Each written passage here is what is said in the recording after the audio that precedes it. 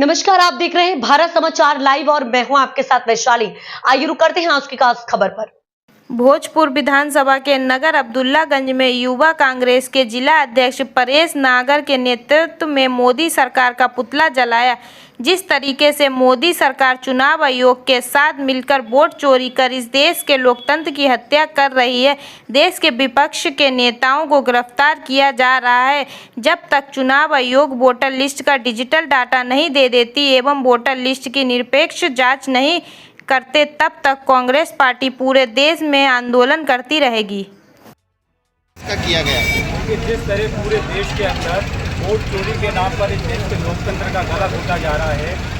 लोकसभा के नेता, विपक्ष नेता, हमारे नेता और कांग्रेस के लीडर राहुल गांधी जी के द्वारा वोट चोरी का जब से खुलासा किया गया है तो चुनाव आयोग कहीं ना कहीं बेकसूर पे है और चुनाव आयोग की अगुवाई कभी देखे जाए तो भाजपा सरकार के द्वारा की जा रही है। आज उसी के विरोध में, वोट चोरी के विरोध में हमारे द्वारा भोजपुर विधानसभा के नगर अब्दुल्लागंज में युवा कांग्रेस के द्वारा मोदी सरकार और चुनाव आयोग का पुतला दहन किया गया है।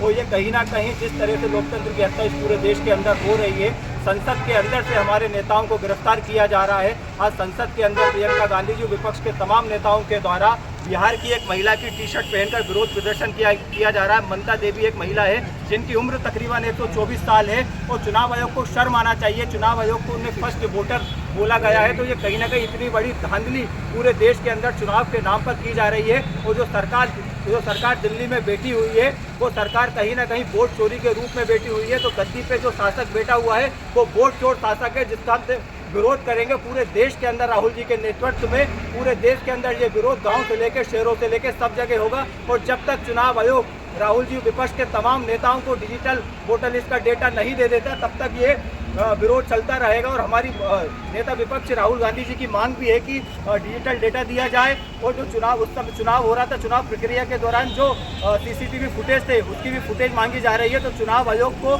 ये देना चाहिए। तो कहीं ना कहीं चुनाव आयोग ये चीज़ें छुपा रहा है और भाजपा के इशारे पे चुनाव आयोग इस समय पूरे देश के अंदर चल रहा है। हमले को लेकर आज पुतला दहन किया गया है। भारत में लोकतंत्र के ऊपर एक बहुत बड़ा सवाल विपक्ष ने खड़ा किया है। हमारे विपक्ष के नेता आदरणीय राहुल गांधी जी ने वोट चोरी के ऊपर जो खुलासा किए हैं उसके बाद पूरा देश आज ये सरकार से और निर्वाचन आयोग से जानना चाहता है कि उसका संज्ञान लें और जिस तरह से मोदी की सरकार वोट चोरी के माध्यम से देश में बनी है, आज उसी को लेकर यहाँ पर युवा कांग्रेस का प्रदर्शन था। भाई परेश नागर जी और तमाम साथियों ने